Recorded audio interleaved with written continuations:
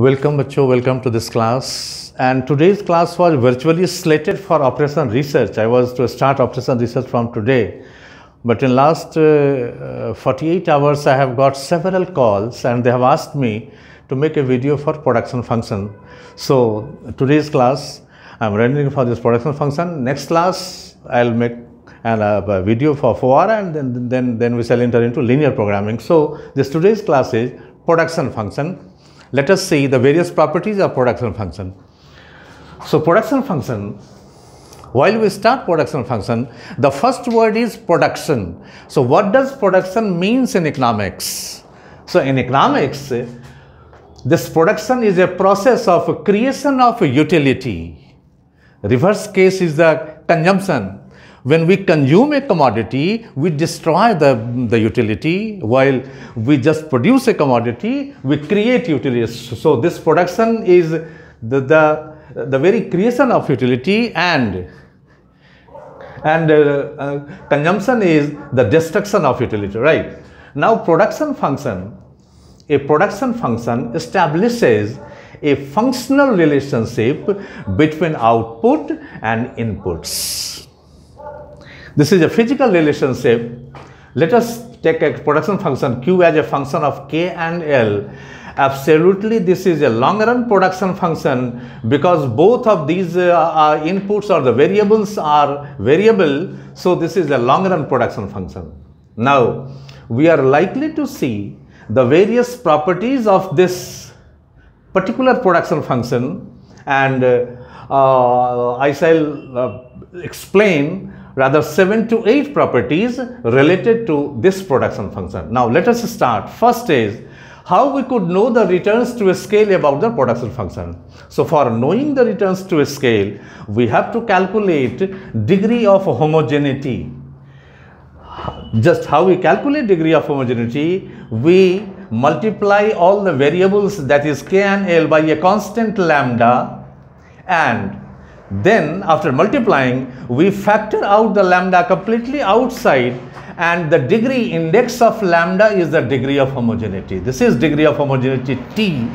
Now, depending upon the numerical value of T, we conclude about the returns to a scale. So if this degree of homogeneity is greater than 1, we conclude that the production is under increasing returns. When this degree of homogeneity equals 1, this stands for constant returns to a scale, and when this degree of homogeneity is less than 1, this goes for diminishing returns to a scale. So for knowing returns to a scale, we calculate degree of homogeneity. Now next is factor productivity. Now factor productivity, there are two types of factor productivity. Factor productivity, and here we shall calculate average product and marginal product of the factors. So now we have two factors K and L, so we shall have average product as well as the marginal product of both of the factors. So average product of capital is total output by total number of capital used, and marginal product of capital is first order partial derivative of production function with respect to capital. Similarly, in case of labor, this is average product of labor, total output by total labor, and marginal product of labor, that is first derivative of production function with respect to labor. So by doing so, we shall have the factor productivity. Now, the next third property is relative shares of factors. Since K and A are contributing their own services for the production of Q, so definitely these two factors will have their own shares in Q. Now, while we calculate relative share of the factors, we assume that the factors are paid according to their marginal products. Now, share of capital in Q, that is total payment to capital divided by total product. Now, total payment to capital would be number of capital used into reward to 1 unit of capital, that is K into MPK, and divided by Q. Similarly, share of L in Q, that is total payment to labor, and divided by the total product. This is L into MPL and divided by Q. So by this way we just calculate the share of factors in the total output. So this is the third property. So number 4, partial elasticity is definitely this Q is a function of K and L. So we shall have partial elasticity of output with respect to capital when labor is constant, and when elasticity of output with respect to labor when capital is constant. That's why it is called partial elasticity. So elasticity of Q with respect to K, that is capital elasticity EK, is marginal function by average function delta Q by delta K and divided by Q by K. This is capital elasticity. And similarly we shall have labor elasticity, that is marginal function by average function delta Q by delta L and Q by L. So this is partial elasticities. Now number 5, Eulers Theorem.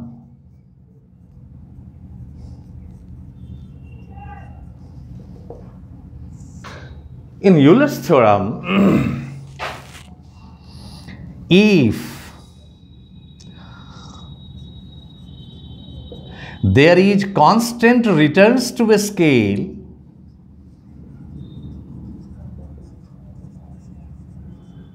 and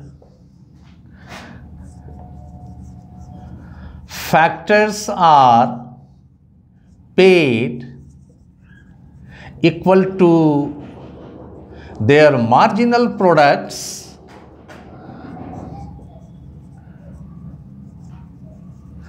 total product is exhausted.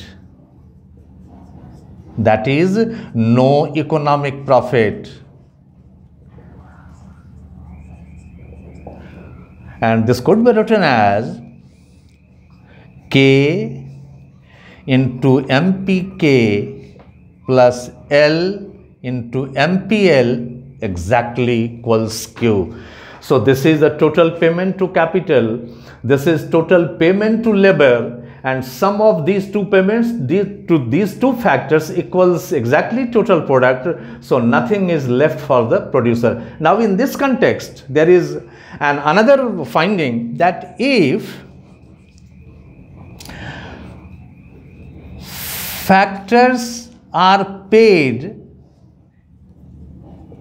according to their marginal products and there is increasing returns,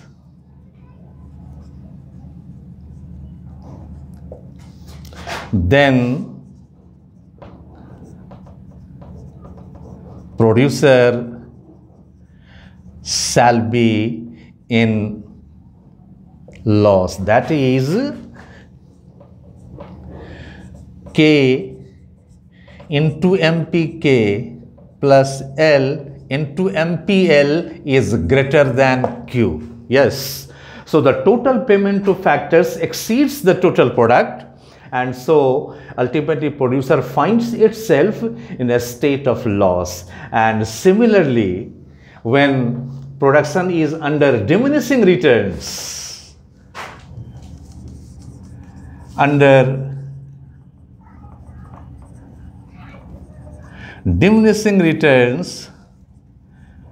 and factors are paid equal to marginal products, then K into MPK plus L into MPL is less than Q. So this stands for profit, this stands for loss, and this is of zero profit. Zero profit. So this is very important property, rather Euler's theorem, and these three cases. So if factors are paid according to their marginal products, and if the production is under constant returns to a scale, then the total cost exactly equals the total product, and hence there is zero profit.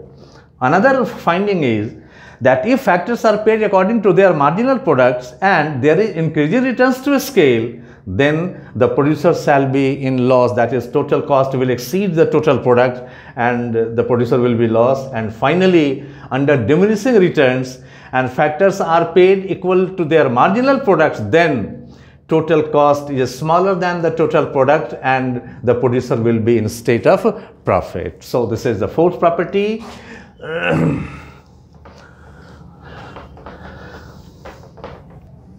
Now, this is property 6, elasticity of substitution. Whenever we are required to just calculate elasticity of substitution, we can use this formula Fk into Fl divided by Q into Fkl. All are known to us. This is first order derivative with respect to K, with respect to L. This is the total output Q, and this is cross partial derivative. Now, expansion path.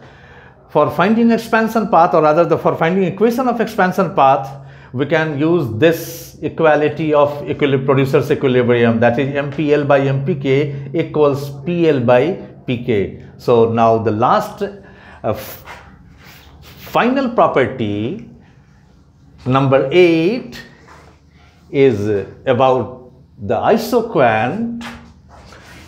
Number 8, isoquant is downward sloping and convex. For downward sloping, we have to show that dk by dl is negative, and for this convexity of isoquant, we have to show second derivative positive. This is IQ L. Now, for this, let us find what it is. Let producer moves from point A to point B. When producer has moved from point A to point B, this amount of capital has been replaced by this amount of labor. So, when the producer slides down from point A to B, change in capital is dk and change in labor is dl. Now, on an isoquant, a level of output remains constant. So, even if the producer has slipped from point A to B, there is no change in output. So, dq is 0. Now, by total differential, this is a concept of calculus, total differential, change in Q is Fk dk plus Fl dl. We have seen that change in Q is 0, so Fk dk plus Fl dl. Change the sign. Side, this should be changed. So Fk dk is minus Fl dl, and by slightly rearrangement, dk by dl is minus Fl by Fk, that is minus MPL by MPK, and this is negative. So slope of the isoquant is negative, and this is found out through the concept of total differential. Now we have to show that second derivative is positive. It requires a little bit more differentiation. So Let us differentiate it once more. B cos s dk by dl is minus fl by fk. We know that we have diminishing marginal productivity of the factors. This is known to us. Diminishing marginal productivity of labor, diminishing marginal productivity of capital, and this is cross partial derivative that has to be positive. These three things has to be kept in mind. Now come on, we differentiate this one via u by v. So d square k by dl square minus, this minus sign is written here,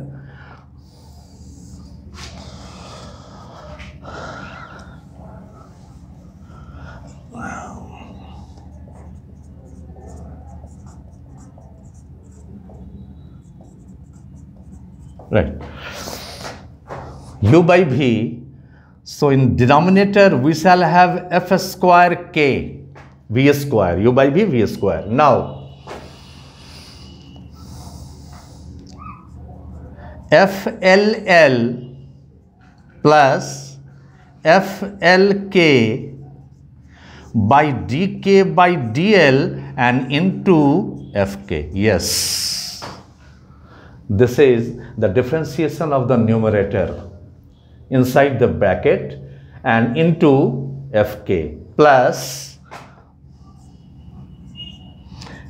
fkl plus fkk dk by dl and into fl. The hidden concept is that these two, fl and fk, fl is also a function of k and l, and fk is also a function of k and l. That's why it is differentiated like this.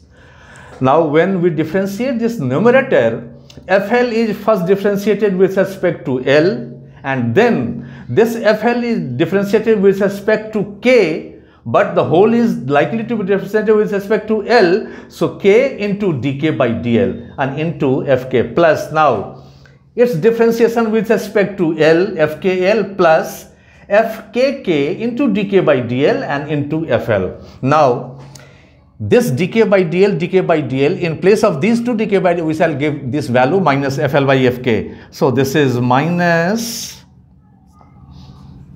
FLL. Now, this plus becomes minus FLK and into FL by FK and into FK plus FKL. Once again dk by dl value is coming over here. So minus FKK FL by FK and into FL and whole divided by F square K. Now, a simplification of numerator.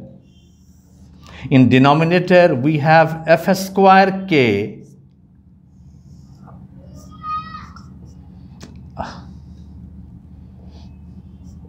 fk FLL fk minus FLK FL plus FL FK. Now FKL FK minus FKK FL. Now it is apparent that in the numerator there are two terms and both terms have the same denominator. So these both terms could be taken under one denominator. Let us do that. So when this is taken under one denominator, this could be simplified as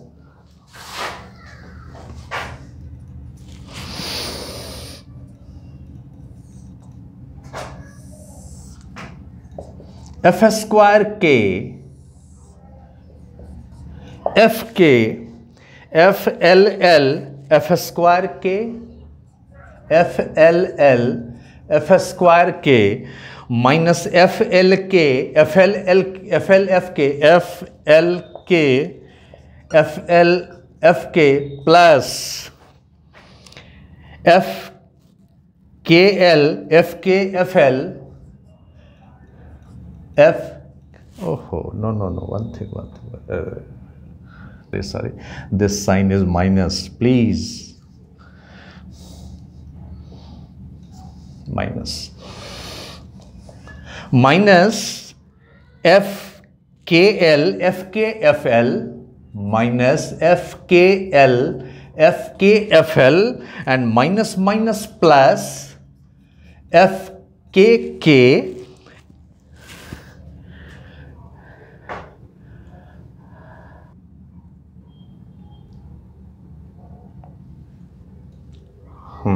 right, FKK and into F square L. Now these two terms are the same. This is cross partial derivative FLFK, once again cross partial derivative FLFK. So that could be further written as, in left hand side we did have d square k by dl square minus, now this fk will come down over here, so in denominator we have f cube k and in numerator FLL f square k plus FKK f square L and minus 2 FKL FL FK. Right. So now at the very outset we had seen that FLL is negative, FKK is negative and FLK is positive. Now adjust the sign. The whole, this quantity lying within the parenthesis is just preceded by negative sign. This FLL happens to be negative, so minus positive. This FKK is once again negative, so this minus is negative and this is positive. It is preceded by negative sign, so this negative positive, so the entire thing becomes positive, hence IC is convex from below. And one more property that might be 9 or 8, I don't remember exactly, diminishing productivity of the factors.